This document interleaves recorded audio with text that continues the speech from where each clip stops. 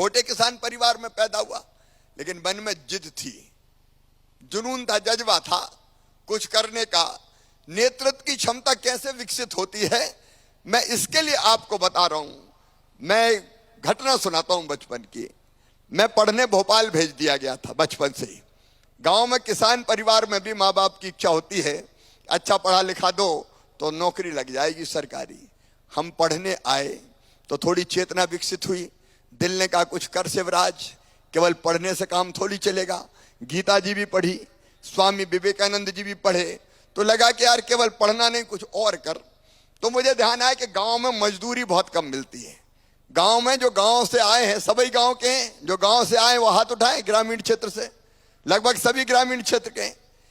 बेटा बेटियों, एक जमाना था तब मजदूरी पैसे में नहीं मिलती थी, तब मजदूरी अनाज के जरिए दिए जाती थी, और अनाज को नापते थे, तौलते नहीं थे। पाई होती थी, एक कुड़ा होता था, अलग अलग हिस्सों में हो सकता अलग अलग नाम से पुकारते हो, कुड़ा और पाई।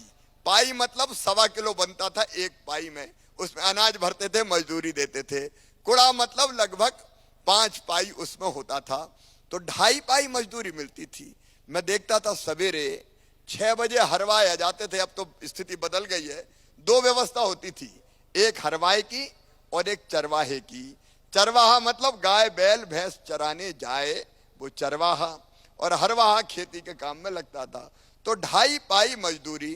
तो मैंने गांव में गया और गांव के मंदिर पे मजदूर इकट्ठे करे। उम्र कम थी, 7वीं पढ़ता था।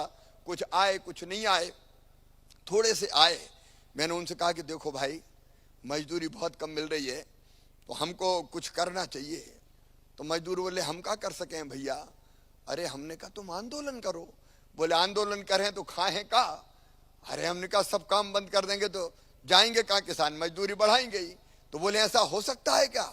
अपनी भाषा में कहा ऐसा हो सके क्या भैया। मैंने कहा देखो मैं तुम्हारे साथ हूं, कुछ करते हैं।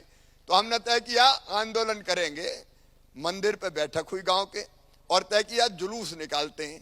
उस जमाने में भैया बिजली कछु नहीं थी गांव में। पेट्रोमैक्स गैस बत्ती कहते थे, गैस बत्ती वो लाए, मेंटल बांधा, पंप से हवा भरी, मेंटल जला, और उसी में मीटिंग हुई। और फिर तय किया क्या करें कि जुलूस निकालेंगे, 2.5 पाई नहीं 5 पाई लेंगे, नहीं तो काम बंद करेंगे। अब जुलूस निकला। एक मजदूर ने अपने सर पे रख लिया गैस बत्ती पेट्रोमैक्स, 20-25 पीछे हो गए, और मैं आगे आगे 2.5 पाई नहीं 5 पाई लेंगे, नहीं तो काम बंद करेंगे। जैसे ही जुलूस हमारे घर के दरवाजे पे पहुंचा तो लठ लेके मेरे चाचा जी आ गए और कहा आओ मैं देता हूं मजदूरी 5 पाई। जैसे ही लठ उठाया तो पेट्रोमैक्स फेंक के बाकी मजदूर तो भग गए, हम पकड़ लिए गए। और उसके बाद वो धुनाई हुई है कि आज तक नहीं भूला। हमारा आंदोलन वहां खत्म किया गया, लेकिन मैं बैठा नहीं, क्यों लगा कर कुछ कर कुछ कर। मैं आपको सही घटना सुना रहा हूं कैसे नेतृत्व का विकास होता है। मैं जिस क्षेत्र से आता हूं उसका नाम है बुधनी। बुधनी में बीजेपी का काम था ही नहीं, बहुत पीछे रहते थे, हारते थे अगर लोकसभा भी तो बुधनी के कारण। तो मुझे लगा कि यहां काम खड़ा करना चाहिए। तो मैंने तय किया कि पद यात्रा कर रहे हैं, पद यात्रा करेंगे। अब पद यात्रा में साथ कौन चलता। मैंने वहां कहा कि मैं पद यात्रा कर रहा हूं, तो लोगों ने कहा भैया काहे की पद यात्रा, कहां खाएगा कहां सोएगा। तो मैंने कहा नहीं मैं तो करूंगा। सलकनपुर के मंदिर से देवी जी को प्रणाम करके हम पद यात्रा करने निकले। साथी एक ही मिला, ब्रिजमोहन पटवा उसका नाम है, आज भी रेहटी में रहता है। हम 2 ही, तीसरा कोई था नहीं। एक के हाथ में डंडा झंडा, एक के हाथ में झोला, उसी में कपड़ा वपड़ा धरे और निकल पड़े। गांव में जाते तो मैं नारा लगाता तो वो जवाब देता, वो नारा लगाता तो मैं जवाब देता, और मैं कहता उठो किसान भाइयों, उठो मजदूर भाइयों, बड़ा अन्याय हो रहा है, 4 तारीख को आओ बुधनी, प्रदर्शन करेंगे।